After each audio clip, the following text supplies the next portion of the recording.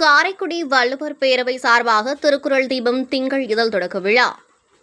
சிவகங்கை மாவட்டம் காரைக்குடி வள்ளுவர் பேரவை சார்பாக திருக்குறள் தீபம் திங்கள் இதழ் தொடக்க விழா அரியக்குடி ரயில்வே கேட் அருகில் உள்ள மீனாள் திருமண மண்டபத்தில் நடைபெற்றது.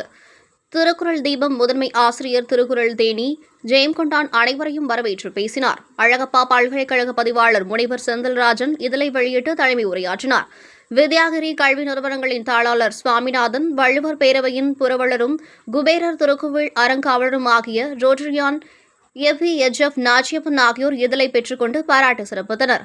தமிழ்நாடு மக்கள் மன்றத்தின் தலைவர் சமீரா, திருப்பத்தூர் கிறிஸ்துராஜா பதன்ம மேல்நிலைப்பள்ளி தாளாளர் ஏ.டி. விக்டர் ஆகியோர் முற்றுதல் மாணவர்களை பாராட்டி சிறப்பித்தனர்.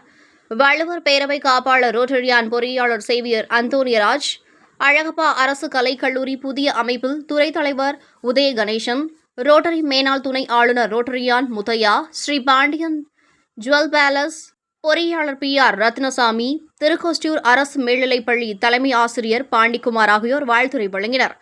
திருக்குறள் தீபம் ஆசிரியர் குழு கவிதாயினி அறிவுச்செல்வி விழாவினை தொகுத்து வழங்கினார். நிகழ்ச்சியை நிறைவாக திருக்குறள் தீபம் துணை ஆசிரியர் அங்கம்மை ஜெயம்கொண்டான் அனைவருக்கும் நன்றி கூறி தெரிவித்தார்.